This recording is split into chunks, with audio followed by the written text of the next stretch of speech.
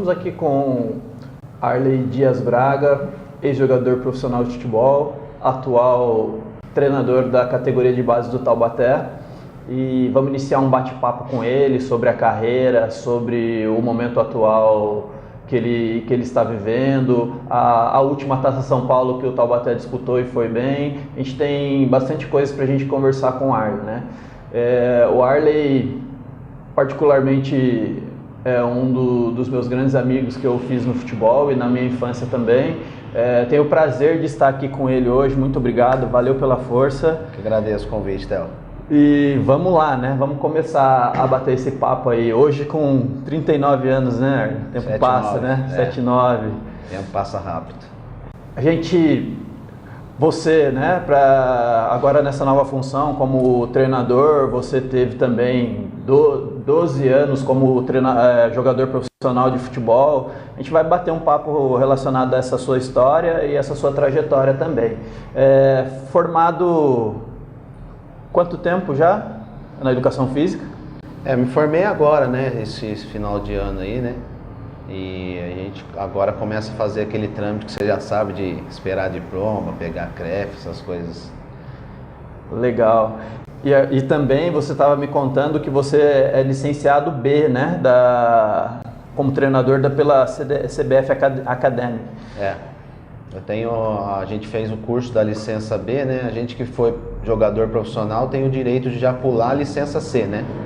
E já partir para a licença B. Hoje o que a CBF tem feito, ela tem feito esses cursos para licenciar e dar licença a todos os treinadores, né? Isso é geral, até 2019, 2020, quem não tiver essa licença passa a não poder mais exercer a função no campo. Depois você explica pra gente um pouquinho mais detalhado sobre essas questões. Agora a gente vai entrar bem na sua carreira, vamos explorar um pouquinho esse universo, né, de 12 anos de profissional, que é um dos nossos focos aqui, né, conversar sobre futebol, sobre carreira dos ex-jogadores. E você começou a base, né, em dois ditos arquirrivais, né, do Vale, né? E como foi essa experiência, né? Eu me lembro que eu fiz um pouco de parte disso, que a gente foi junto para o São José em 93, 94, e você ficou esse período no São José, depois veio para o Taubaté. Conta um pouquinho desse seu início dentro do futebol. Na verdade, desde de infância, né, a gente começou a nossa trajetória ali, né, com o Cesário, com o seu Pedro aqui em Taubaté, mas bem assim na parte infantil, né? E aí meu pai já trabalhava na GM, e a GM no começo ela tinha um campeonato muito forte interno, e todo final de campeonato selecionava os melhores atletas para ir fazer excursão na Argentina e no Paraguai para você jogar contra o Cerro Porteño, contra o São Lourenço, já nas divisões de base. E aí logo que eu fui para esse torneio, fui selecionado, quando eu já voltei para a base do São José, né? Porque daí já tinha o chileno, já tinha o Paulão, já tinha o Sidney, que já era lá do São José. Até na época tinha o Cris, né? Que passou a jogar no Palmeiras junto com o Roque Júnior. Aí eu fiquei nessa transição ali na base do São José, saindo de Taubaté todo dia, indo para São José, até que chegou um certo momento que eu voltei a jogar na categoria de base. Aí a gente pegou ali o Kiko, pegou o Fernando, naquela época o Marcelinho patrocinou o Taubaté. E aí que daí pra frente eu comecei, me profissionalizei e passei para a carreira profissional.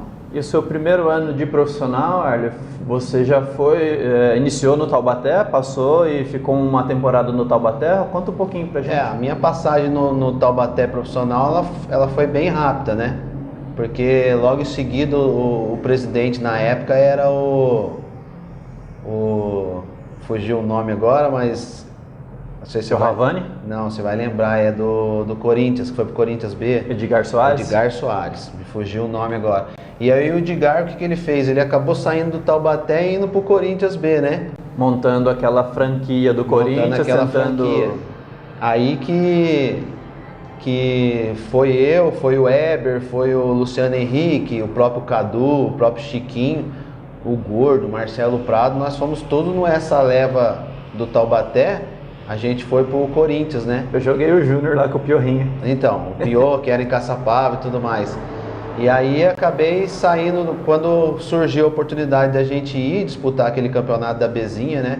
E todo mundo se conhecendo, todo mundo amigo, um puxando o outro, vamos, vai ser bom.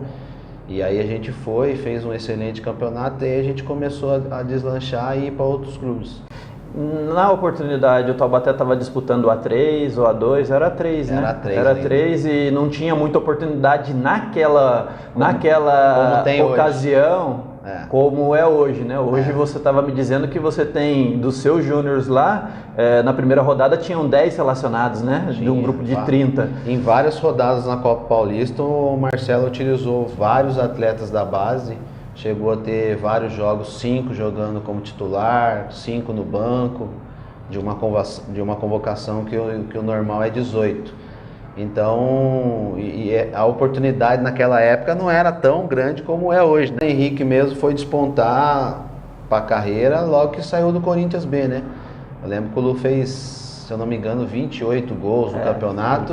Semana passada ele teve aqui, ele falou que foram quase 30 gols. E o Edgar Soares acabou vendendo ele para o Atlético Sorocaba. Foi aí que o Lu acabou se deslanchando também, né? Na verdade, depois que a gente saiu do Taubaté, a gente começou a ter outras oportunidades, convite de outros clubes, e aí que cada um foi buscando o seu objetivo. E hoje mudou, né, a característica da gestão do Taubaté, né? Hoje está diferente, a questão da oportunidade para os mais jovens, né? E a tendência do futebol praticamente é isso, né? Dar oportunidade, possibilidade para os mais jovens. Quanto mais jovem for, melhor para o clube, né? Porque tem mais tempo para aproveitar.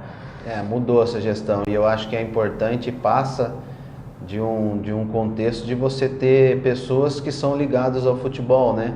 Pessoas que jogaram, como o próprio Gilcinho, jogou muitos anos também profissional, o próprio Eduardo Cursino também jogou na base do Taubaté, né? Então isso é importante porque daí você abre a mente, né? Você sabe daquilo que você está procurando fazer, daquilo que você sempre entendeu no futebol, né?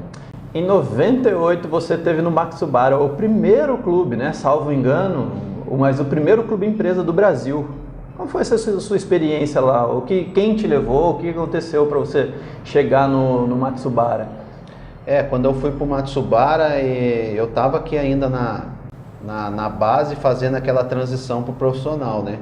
E aí eu tive o convite através de alguns empresários e aí eu não pensei duas vezes porque naquela época, como você falou, era o primeiro clube empresa e o Matsubara era o celeiro de craques, né?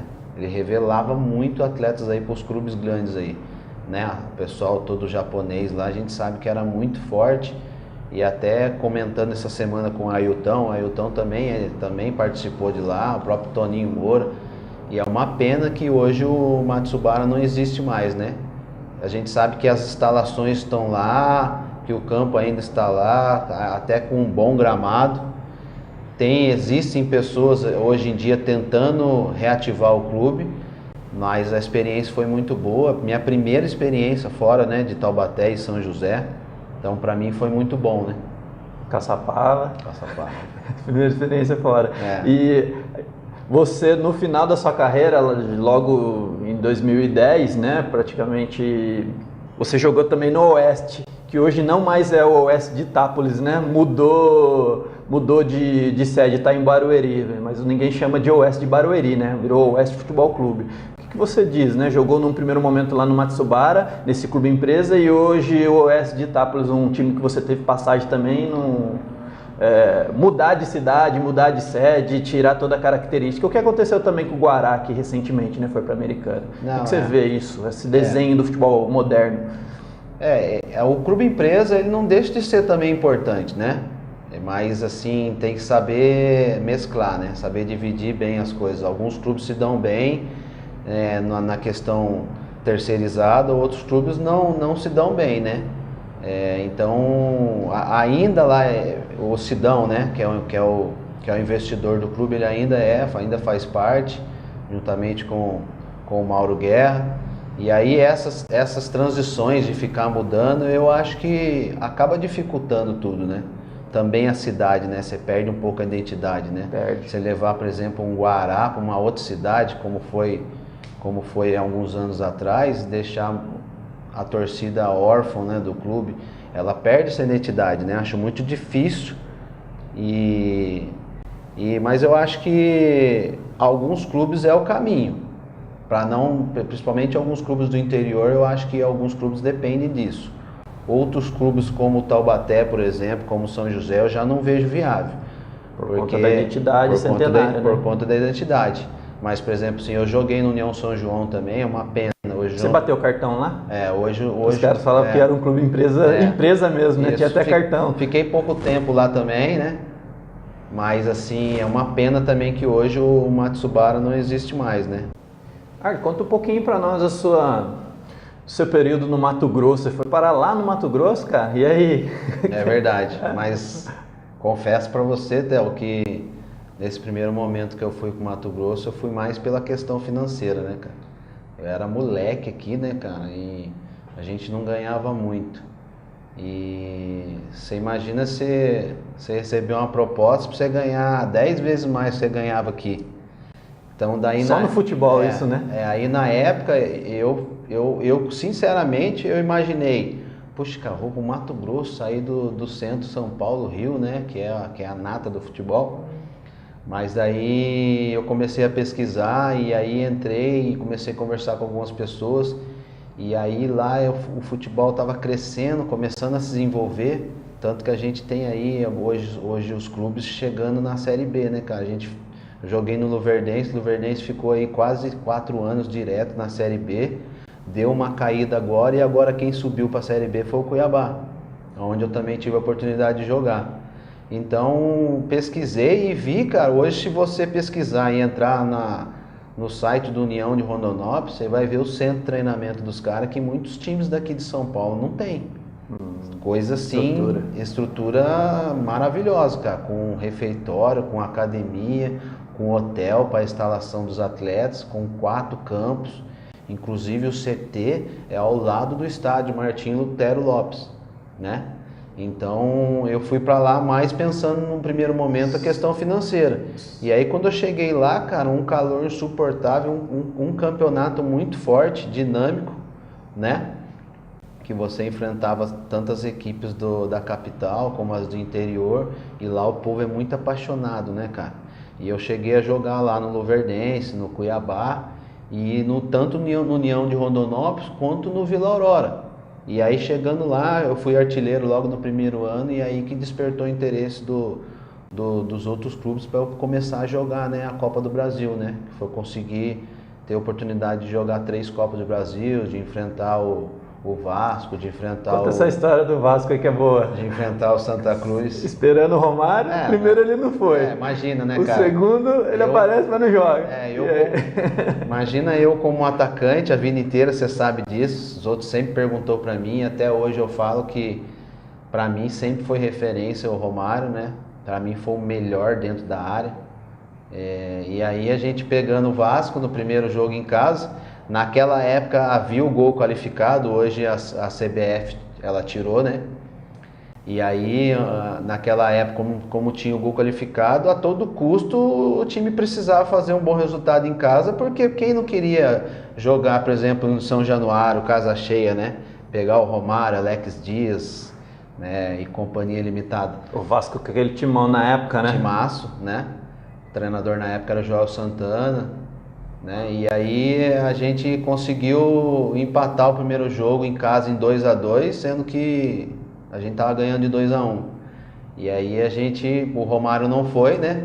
E depois a gente lendo no lance e tudo mais, vendo a gente, né, no lance, escalação e tudo mais. Daí saiu a matéria, né? Romário diz que não vai viajar para o Mato Grosso. Até porque tinha que sair do Rio de Janeiro, ir para a capital, depois pegar a estrada para Rondonópolis, né? Que? Ele olhou, né? Imagina, né? Naquela época ele já era desse jeito, né? E aí a expectativa muito grande, né? Chegamos lá no Rio de Janeiro 2 dias antes, concentrado. E aí fomos treinar lá na Gávea, né? No campo do Flamengo. E chegou no dia do jogo a expectativa, né? Jogo de volta, 2-2, Romário vai jogar, né? Daqui a pouco o Romário entrou lá no campo, deu uma voltinha, conversou com alguns, Daí quando saiu a escalação e a gente foi jogar... Foi o camarote dele. Tava no camarote lá em cima, onde o Eurico Miranda ficava, né? Que para quem conhece lá no São Januário, tem uma parte lá no canto lá, que é uma parte de vidro preto que ela abre do campo, dá para você ver o Eurico, o Romário, tudo sentado lá. E como eles tinham o Alex Dias, né, cara, que, pô, dispensa comentário também, pô, os caras nem fizeram questão muito que o Romário jogasse. Mas foi uma experiência muito grande, divertida, né? O Eurico Miranda não deixou a gente aquecer dentro do campo, né?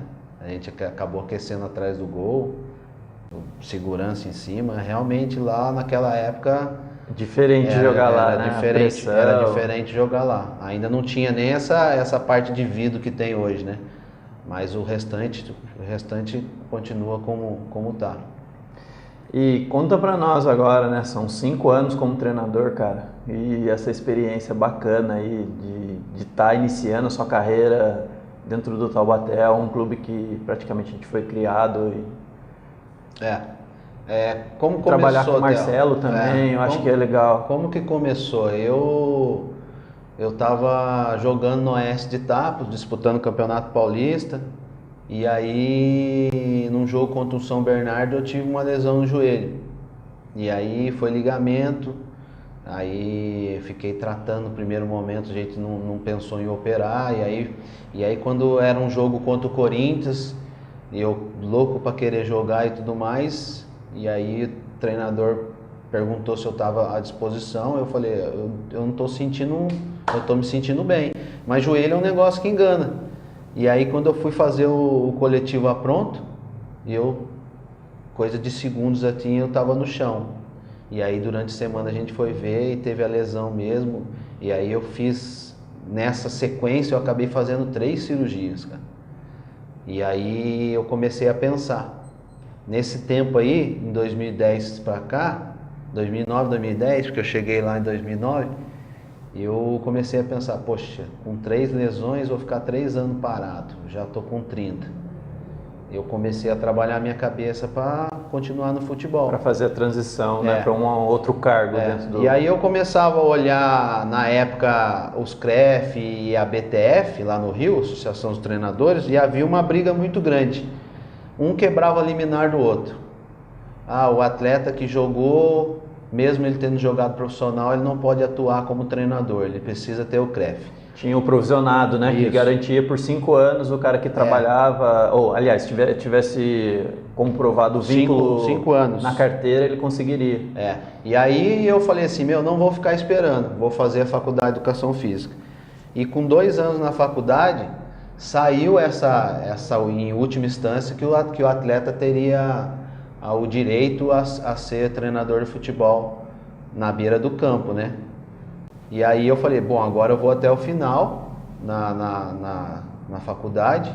Só que daí eu tive a oportunidade de 2014 para 2015 fazer parte ali da comissão ali que fomos campeão agora, né? No acesso para A2. E aí eu peguei o Ito Rock, né? Depois não desceu mais, né? Depois de 2015. Não desceu mais. E aí o treinador era o Ito Rock, um treinador também experiente. E o Reinaldo Xavier daqui da cidade era o auxiliar.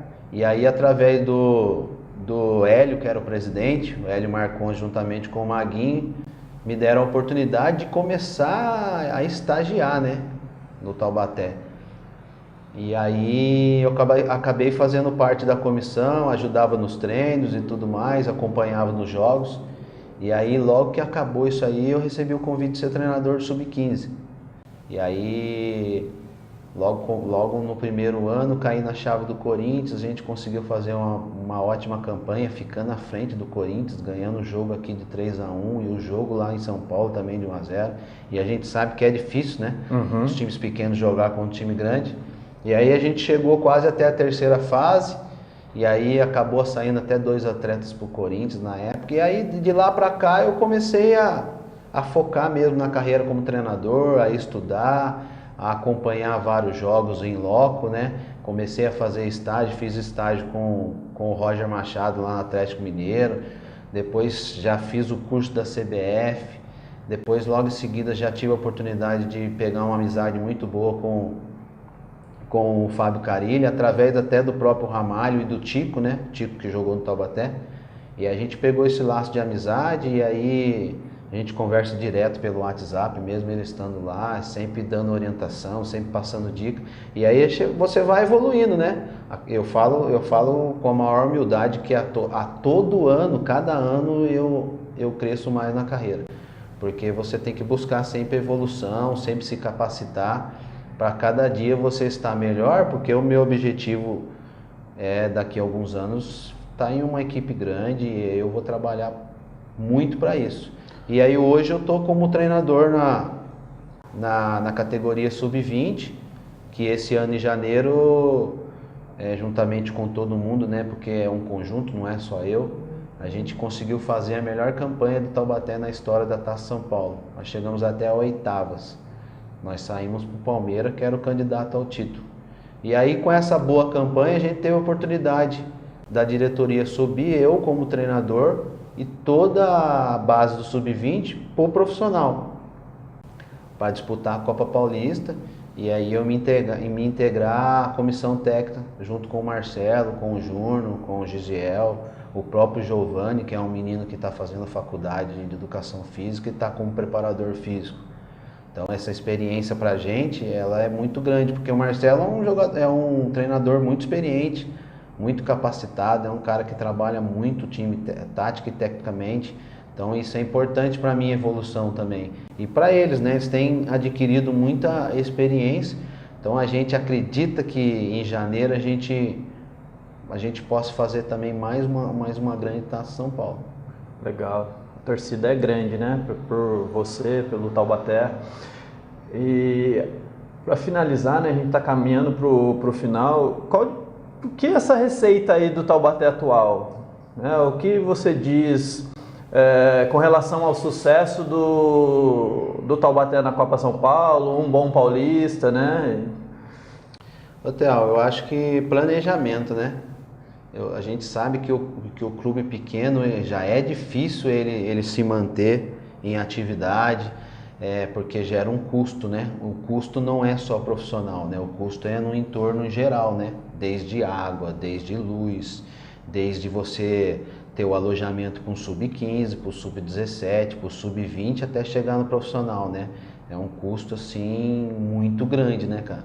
Então, o pessoal da diretoria tem procurado dar o melhor para a gente poder formar esses atletas para uma futura venda, ou se não vender, ele ser municiado para o profissional, né? Hoje a gente tem lá até o Mário Sutani, é o diretor da base. O Marinho nos ajuda muito lá, tem o Eduardo, o próprio Gilcinho. O pessoal sempre dá todo o respaldo da gente. E o Fred tá lá, né? Então, a gente sabe que o treinador, a gente sabe que é importante a continuidade, né? Prega-se muito hoje a continuidade nos clubes, tanto que os clubes que têm mais êxito hoje no futebol brasileiro foram aqueles clubes que dão continuidade ao treinador. Quantos anos aí o Renato Gaúcho já está no Grêmio? Quantos anos o Mano Menezes já está no Cruzeiro? Deram oportunidade para o Fábio Carilli, olha o que ele conseguiu fazer. Você disse bem, né? O planejamento, seguir um plano de ação, né? Executar o plano, refletir o plano, repensar durante a competição, não desistir por conta do mau resultado. Eu acho que isso é legal. Isso é fundamental. Então a gente tem lá, por exemplo, o Fred já está lá há muitos anos na base do 17. Eu já estou há alguns anos na base já também agora. Já tem outros funcionários no clube que já estão lá há muito tempo. E prova disso também chega no profissional, né? A gente tem o Marcelo Martelotti, que chegou ali no meio do campeonato da Série A2, que o treinador era o Alberto. Ele terminou a Série A2, deram sequência para ele na Copa Paulista agora e já renovaram para o ano que vem. Então, quer dizer, pode acabar aí, o Marcelo daqui a pouco já está com 1 ano e meio, 2 aí à frente do Taubaté. Então essa continuidade é importante, né, cara? Então eu tenho certeza que o Taubaté vai crescer cada vez mais, e aí com isso vem novos patrocínios, né? E você vai ter na captação da TV, né? Porque o jogo também gera benefício, gera direito de arena para os clubes, né? Então é esse planejamento que é importante os clubes ter. né? Eu lembro que alguns anos atrás o São José estava 2 divisões acima do Taubaté, há uns anos atrás. E se você não tiver planejamento, as coisas vão ficando mais difíceis. Então, mesmo sendo esse processo difícil, o Taubaté tem procurado fazer a coisa correta. E você falou dos bons resultados desse ano que foi muito bom na Taça São Paulo para vocês. Você teve uma homenagem, né? Recebeu um prêmio da Câmara. Que você achou, né? Seu pai, tava todo mundo lá. Achei super bacana isso. Verdade, Theo. E até uma coisa que eu fiquei muito surpreso, feliz, e não postei nas minhas redes sociais. Geralmente eu sempre posto e tudo mais, mas dessa vez eu não postei, porque é um resultado de todos, né? Então eu não quis só levar para mim, né? Então, como foi um convite muito rápido e foi assim, coisa de uma semana antes me avisaram, mas eu fiquei muito feliz de poder estar recebendo a homenagem lá na Câmara, né? De ter feito a melhor campanha da história do Taubaté numa Taça São Paulo, né? De ter 128 equipes disputando a Taça São Paulo e a gente ficar entre as 28 melhores, né? Então foi muito gratificante e eu fiquei muito honrado de ter podido receber essa homenagem e ter discursado lá na Câmara lá. Legal. E esse ano, né? Você já deu um pouquinho, uma pitadinha do que pode ser, porque a Taça São Paulo é um campeonato que o taubatiano gosta, né? O pessoal do Vale gosta dessa competição. E eu, particularmente, eu gosto dessa competição que tem mata-mata, né? O período de fase de qualificação, né? A primeira fase, você se qualifica e depois você vai para o mata-mata. Eu acho que para o jogador é interessante, né? Porque você percebe quem treme, isso, quem de fato consegue vestir a camisa de um profissional, quem tem maturidade frente às câmeras, porque a gente sabe que é diferente, né? O assédio é diferente. A gente costuma dizer que a Taça São Paulo é a Copa do Mundo da base, né? E o que você falou, o povo taubatiano ele é apaixonado, tanto que apesar de não ser cobrado, o melhor público sempre da Taça São Paulo é em Taubaté. Sempre dá 10, 12 mil pessoas. Só perde na final porque aí o campo vai para o Pacaembu, vai para esses estádios maiores e aí é cobrado. Uhum. Então, mas assim, a gente teve esse ano aí 2, 3 mil pessoas ficando do lado de fora do portão. Então, o menino, o atleta, ele já tem que estar apto a jogar num estádio cheio, pegar uma atmosfera diferente. Por exemplo, esse ano foi de noite. Não, de noite nunca mais, né? Porque o jogo contra o Palmeiras, 3 apagões no jogo, meu, gente, pelo amor de Deus, de noite não. Mas eu acredito que isso já foi solucionado, né? O Taubaté é um clube centenário, né? Sim. Então a fiação ali ela é muito antiga. Então por isso que aconteceu os imprevistos, né? Do refletor, porque eu acredito que não deva acontecer mais. Então eles pegaram uma atmosfera de um jogo de noite, que já é difícil com um sub-20, pegar um campo lotado com 10, 12 mil pessoas, contra um Palmeiras, contra outros clubes que foram, e ainda passou pelo mundo inteiro, né, pela Sport TV. Então você imagina, né, se o atleta não tiver preparado tanto tecnicamente, psicologicamente, ele... E com relação aos meninos que foram embora, o Lucas? Foi o Lucas Grossi, foi pro Grêmio. O Bruno, inclusive filho do Mil, foi pro Goiás. E o Alberto, o zagueiro, foi pro Palmeiras. Teve também o Tatá, que teve pro Inter, mas o Tatá já acabou voltando, já está com a gente aí no clube. Joia. Arley, redes sociais aí, onde que a gente se encontra você, onde que a gente... no Facebook, né, Arley Dias Braga, e no Instagram é Arley Dias B, Arley Dias, o pessoal acha facinho aí. Gente, siga-nos nas redes sociais da Vale Verde TV. Obrigado, Arley. Bate-papo muito legal. Prazer. Valeu, prazer todo meu e as portas estão abertas para você. Valeu, gente. Até a próxima.